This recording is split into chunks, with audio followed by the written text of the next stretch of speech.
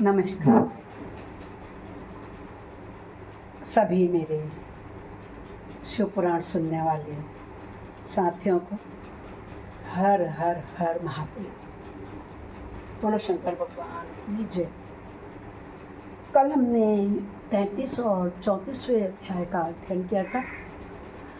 आज हम 35वें अध्याय में प्रवेश करेंगे। आइए सभी देवताओं का आवाहन करें। कभी भी कोई पूजा पाठ करे तो पहले भगवान को बुलाया जाता है, फिर उनका पूजन किया जाता है और फिर उनके स्थानों में भेज दिया जाता है, जिसको विसर्जन भी कहा जाता है। गजाननं भूतगणादिसेवितं कत्पित्तजम्बूफलचारुभक्षणम् उमासुतं शोकविनाशकारकं नमामि विघ्नेश्वरपादपङ्कजं नीलाम्बुजश्यामलकोमलाङ्गं सीताचमारोपितवामभागं पाणो महासायकचारुचापं नमामि रामं रघुवंशनाथं कर्पूरगारं करुणावतारं संसारसारं भुजगेन्द्रहारं सदा वसन्तं हृदयारविन्दे भवं भवानी सहितं नमामि। गुरुर्ब्रह्मा गुरुर्विष्णु गुरुर्देव महेश्वर गुरु साक्षात् परब्रह्म तस्मै श्री गुरुवे नमः। त्वमेव माता च पिता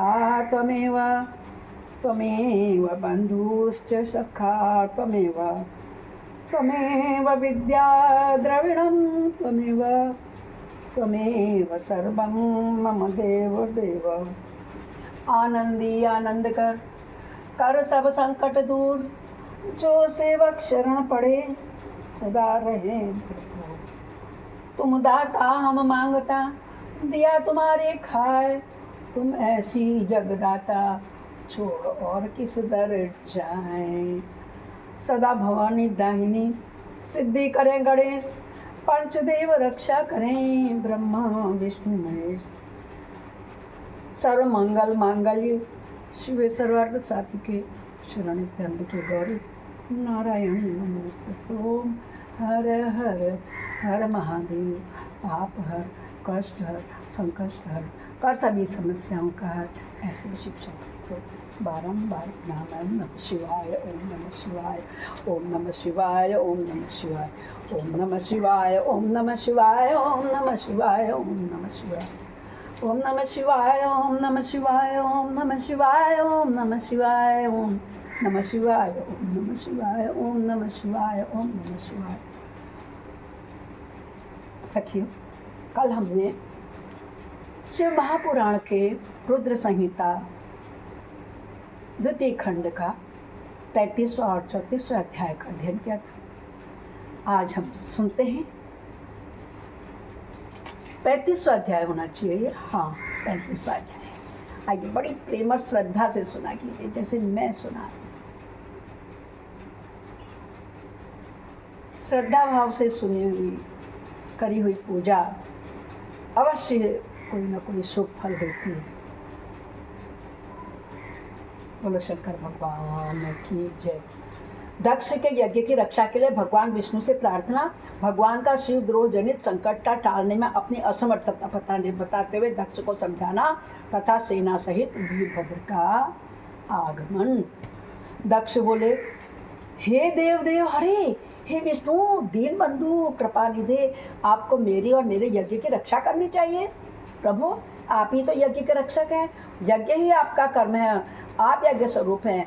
आपको ऐसी कृपा करनी चाहिए जिससे यज्ञ का विनाश न हो। अब दक्ष डर गया, ब्रह्मा विष्णु से कहने लगा।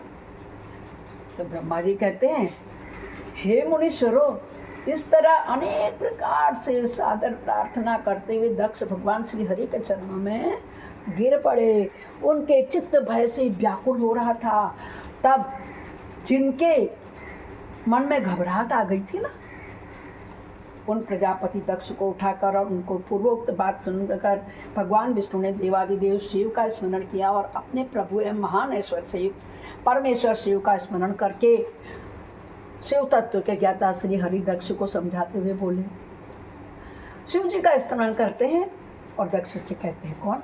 भगवान विष्णु। मगर अब तो शिव जी मानेंगे ही नहीं। क्यों? जिसकी भार्या, जिसके कारण सती हो गई, भस्म हो गई, क्या वो उसको माफ कर सकता है? तो कैसे हम समझना कि भगवान विष्णु शंकर जी कर देंगे? नहीं कर सकते ना। तो फिर भी विष्णु ने शिव का नाम जपा और दक्ष को समझाने लगे। श्री हरि बोले, हे दक्ष, मैं तुमसे तत्व की बात बता रहा हूँ, तुम मेरी बात ध्यान देकर सुनो। मेरा यह वचन तुम्हारे लिए सर्वथा हित का तथा महामंत्र के समान सुखदायक होगा। दक्ष, तुम्हें तत्व का ज्ञान नहीं है, इसलिए तुमने सबके अधिपति परमात्मा शंकर की अवहेलना की है। ईश्वर की अवहेलना से सारा कार्य सर्वथा निष्फल हो जाता है। केवल इतना ही नहीं, पग पग पर विपत्ति भी आती है। जहाँ अपूज्य पुरुषों की पूजा होती है, वहीं पूजनीय पुरुष की पूजा नहीं की जाती है। ये सबको पता है, आपको भी बिल्कुल। पूजनीय कौन है? शंकर भगवान। सबसे पहले गणेश का नाम लेते हैं आप, लेते नहीं लेते हैं? अगर आपके बच्चों की शादी ब्याह भी ठहरती है तो पहले आप गणेश के नाम को कार्ड रखते हैं ना, तो शंकर से ही शुरुआत की जाती है, ब्रह्मा विष्णु। और दक्ष, तुमने तो ऐसा क्या, पूजनीय को पूजा ही नहीं तो वो अपूजनीय हो गए। पूजनीय पुरुष की पूजा नहीं की जाती, वहाँ दरिद्रता, मृत्यु तथा भय, ये तीनों संकट अवश्य प्राप्त होते हैं। इसलिए संपूर्ण प्रयत्न से तुम्हें भगवान वृषभध्वज का सम्मान करना चाहिए था। महेश्वर का अपमान करने से ही तुम्हारे ऊपर महान भय उपस्थित हुआ है। हम सब लोग प्रभु होते हुए भी आज तुम्हारी दुर्गति के कारण जो संकट आया है, उसे टालने में समर्थ नहीं है।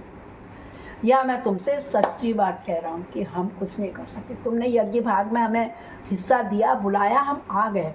अब तुम्हारी रक्षा नहीं कर सकते। जो तुमने इतनी बड़ी भूल की या गलती की है, उसको हम सुधार नहीं सकते। अब विष्णु जी की बात अब ब्रह्मा जी बोलते हैं। किससे? नारद जी को बता रहे हैं ना तो सब बातें। भगवान विष्णु का यह वचन सुनकर दक्ष चिंता में डूब गया। उनके चेहरे का रंग उड़ गया और वे चुपचाप पृथ्वी पर खड़े रह गए। इसी समय भगवान रुद्र के भेजे हुए गणनायक वीरभद्र अपनी सेना के साथ यज्ञ स्थल में जा पहुंचे। वे सब के सब बड़े शूर, वीर, निर्भय तथा रुद्र के समान ही पराक्रमी थे। भगवान शंकर की आज्ञा से आए हुए उन गणों की गणना असंभव थी। वे वीर शिरोमणि रुद्र सैनिक जोर जोर से सिंहनाद करने लगे।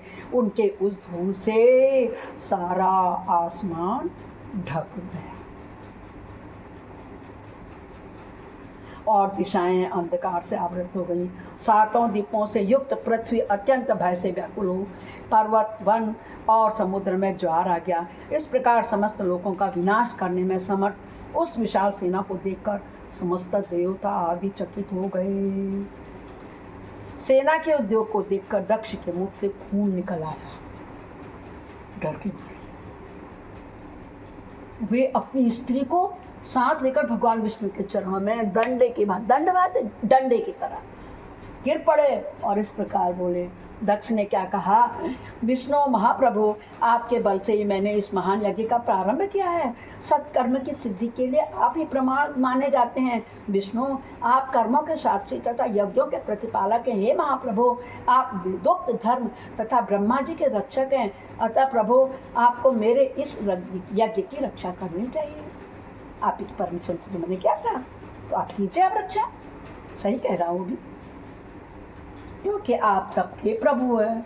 विष्णु को ही पालन करता माना जाता है ना, क्योंकि शिव जी ने सौंपा था काम ब्रह्मा को सृष्टि का और विष्णु को पालन करने का और रुद्र को संहार करने का।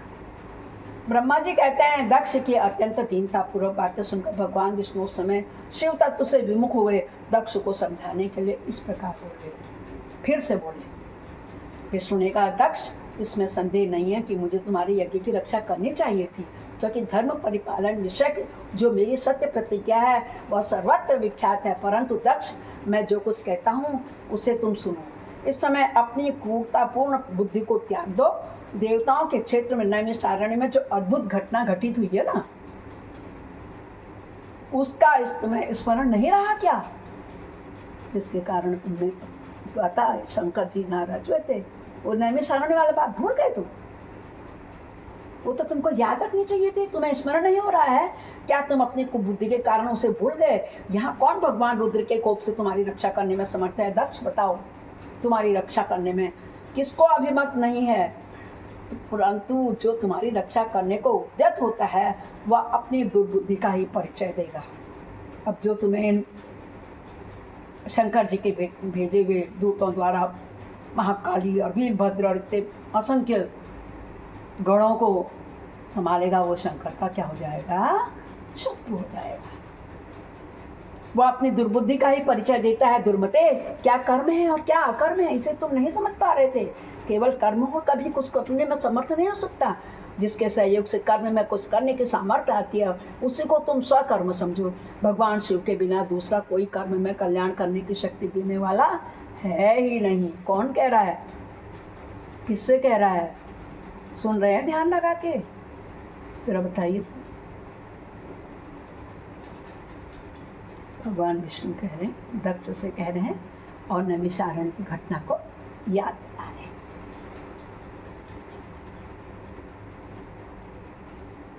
जो शांत और ईश्वर में मन लगाकर उनकी भक्ति पूर्वक कार्य करता है उसी को भगवान शिव तत्काल उस कर्म का फल दे देते हैं। ये तो है ऑर्डर दानी, बोले अभी आप पूजा करो अभी फल मिल जाएगा। ऐसे हैं। तो विष्णु भगवान बता रहे हैं दक्ष को कि जो मनुष्य केवल ज्ञान का सहारा लेकर अनिश्वरवादी हो जाते हैं या ईश्वर को नहीं मानते हैं वे शत कोटि कल्पों तक नरक में पड़े रहते हैं। बोलो शंकर भगवान। इसलिए आप लोग हम लोगों को नरकगामी नहीं होना चाहिए। उस प्रभु को भूलना नहीं चाहिए, चाहे किसी भी रूप में भूलना। अपने इष्ट, अपने देवता, अपने प्रभु का ध्यान कर। यहाँ पर हमें प्रतिदिन स्थान ध्यान कर उसको हिंदी रूप में, चाहे रोली रूप में, अक्षतम किसी भी रूप में उसका ब्रह्म स्थल में उसके नाम का टीका लगाना चाहिए। प्रतिदिन गायत्री का मंत्र का पालन करना चाहिए, चाहे वो कोई स्त्री हो चाहे वो कोई पुरुष हो। ये शत्रुमर्दन वीरभद्र जो यज्ञशाला के आंगन में आ पहुंचे हैं ना, भगवान रुद्र के क्रोधाग्नि से प्रकट हुए हैं। इस समय समस्त रुद्र गणों के नायक ये ही हैं, क्योंकि भगवान ने गुस्से में अपनी जटा खोली, पटकी थी। कल मैंने आपको सुनाया था ना, तो उसमें से 2 जटाएं नीचे गिरे। एक से तो भद्रकाली माँ काली बनी और एक से वीरभद्र। तो यही भगवान विष्णु बता रहे शिव जी के क्रोध के उपजय होते हैं। ये हम लोगों के विनाश के लिए आए हैं, इसमें संशय नहीं है। कोई भी कार्य क्यों न हो, वस्तुतः इनके लिए भी अशक्य है ही नहीं।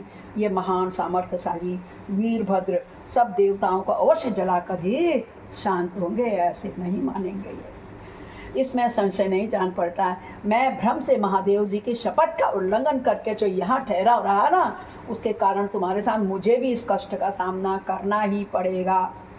पता लगेगा जब जाएंगे शंभू के पास। भगवान विष्णु इस प्रकार कह ही रहे थे कि वीरभद्र के साथ शिवगणों की सेना ने सेना का समुद्र उमड़ाया, गुस्सा का समुद्र उमड़ाया। समस्त देवता आदि ने देखा। बोलो हर हर हर महादेव, पाप हर, कष्ट हर, संकट हर, कर सके सबसे हर।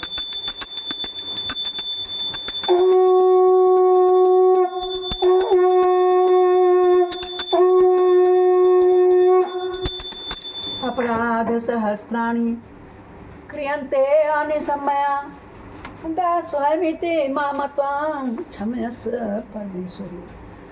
आवाहनं न जानामि विसर्जनं पूजां च न जानामि क्षम्यतां परमेश्वरी। मंत्रहीनं क्रियाहीनं भक्तिहीनं सुरेश्वरे यद पूजितं मया देवी परिपूर्णं तदर्शि। दुर्गा माता, काली माता, सरस्वती माता, येष महादेव, शिव शंकर ब्रह्मा विष्णु महेश हम सबकी रक्षा करें।